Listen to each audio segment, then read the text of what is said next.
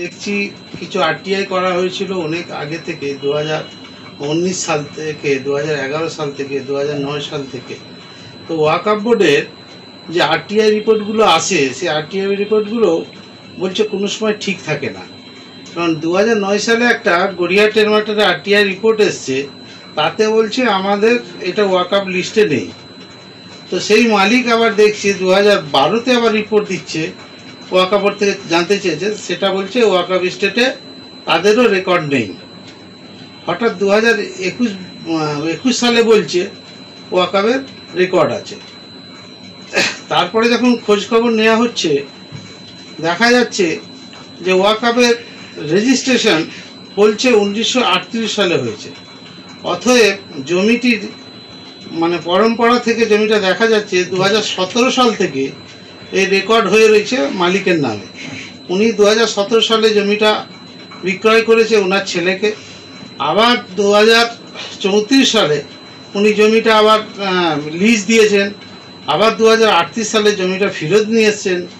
ওনার নামে এখনও পর্যন্ত কর্পোরেশন থেকে মিউটেশন করে রেকর্ড চলছে। হঠাৎ করে এখন 2023 সালে কর্পোরেশন থেকে যখন মিউটেশনের জন্য রেডি করা হচ্ছে, মালিকরা পক্ষ থেকে রেডি করছে, তখনই হঠাৎ বলছে যে আমাদের নামে এটা রেকর্ড আছে। যখন ওয়াকফকে জানতে বলা হয়েছে, জানাতে যে আপনাদের কতটা জমি রেকর্ড আছে, ওয়াকফ বলছে আমাদের কোনো রেকর্ডে সেরকম লেখা নেই।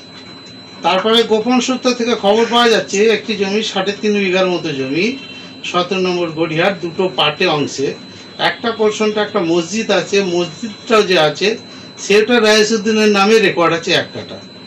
সেই জমিটাকে কিছু লোক দখল করে নিচ্ছে, কিছু লোক রাস্তা রাস্তা করে কি বলে মাটি ফেলে মসজিদটাকে বাড়িয়ে নিচ্ছে। আর ওয়াকফ বোর্ড এখানে নিশ্চিত আজকে ওয়াকফ বোর্ডের জমি যদি হয়, আজ পর্যন্ত 38 সাল থেকে আজ পর্যন্ত কোনো রেকর্ড কর্পোরেশনের কাছে নেই, অর্থাৎ মিউটেশনও করেনি কর্পোরেশন।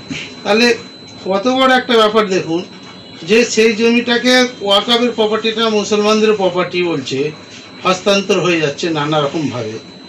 তারপর বলছে ঠিকা, তো ঠিকাতেও বলছে ইনরোল হিসাবে দেখানো হচ্ছে। যখন মালিক পক্ষ 2015 সালে এটা কেস করে যে মিউটেশনের জন্য, সেই কেসেতেও বলছে ওয়াকফ বোর্ড যে আমাদের মিউটেশন করার ব্যাপার নিয়ে আপত্তি নেই এবং আমাদের এটা ইনভেস্টমেন্টই নেই। তারপরে এখন 2023 সালে কি করে হয়ে যাচ্ছে, আজ পর্যন্ত ওয়াকফ বোর্ডকে বিভিন্ন টাইপের চিঠি দেওয়া হয়েছে, সিওর সাথে ডাইরেক্টলি কয়েকবার মিটিংও হয়েছে। উনি বলছে আমি কোনো উত্তর দিতে পারবো না। এই হচ্ছে ওয়াকফ বোর্ডের এখনকার সিচুয়েশন। হস্তান্তর ওয়াকফ বোর্ডের প্রপার্টি বলছে অনেক রকমভাবে হস্তান্তর হচ্ছে, কীভাবে হস্তান্তর হচ্ছে কে হচ্ছে এখনও প্রপারলি কোনোভাবেই মালিক পক্ষরা জানতে পারছে না। সাহেবদেরকে বড় বড় সাহেবদের জিজ্ঞাসা করলে তারা বলে দিচ্ছে ওটা আমাদের কাছে এখনো রেকর্ড নেই। আপনার একটাই কথা বলে দিচ্ছে আমরা কিছু করতে পারবো না, আপনি শুধু কোর্টে চলে যান।